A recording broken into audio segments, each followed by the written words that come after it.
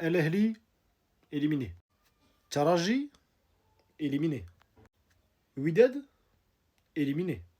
Donc là, sur 4 clubs, l'Afrique n'a plus qu'un seul espoir, c'est que le Sundowns, finaliste de la dernière Ligue des Champions africaine, batte Fluminense au dernier match et partent en huitième de finale.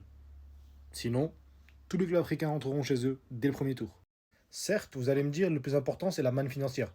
Comme on le voit ici avec El Ahly, ils ont obtenu 11,5 millions de dollars. 8 pour la participation et pour les deux matchs nuls contre Porto et Inter Miami, à peu près 1 à 2 millions de dollars.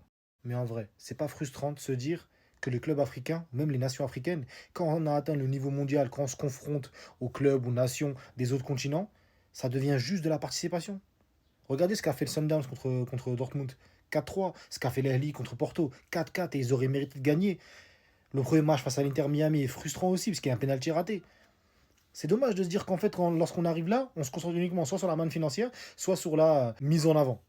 Moi, en tout cas, ce que j'espère, c'est qu'à la prochaine participation, déjà, il y a le Pyramids qui a gagné la dernière Ligue des Champions qui sera qualifié. Et Pyramids, c'est une équipe sérieuse. J'espère qu'on ne fera pas de la figuration. Je ne sais pas qui seront les trois autres participants africains durant la prochaine Coupe du Monde des clubs. Mais j'espère qu'on ne fera pas de la figuration et qu'on montrera que l'Afrique, il y a du talent, il y a du niveau, surtout quand ça travaille bien. Le Sundowns le montre, et peut encore le montrer contre Fluminense. J'espère qu'ils se qualifieront.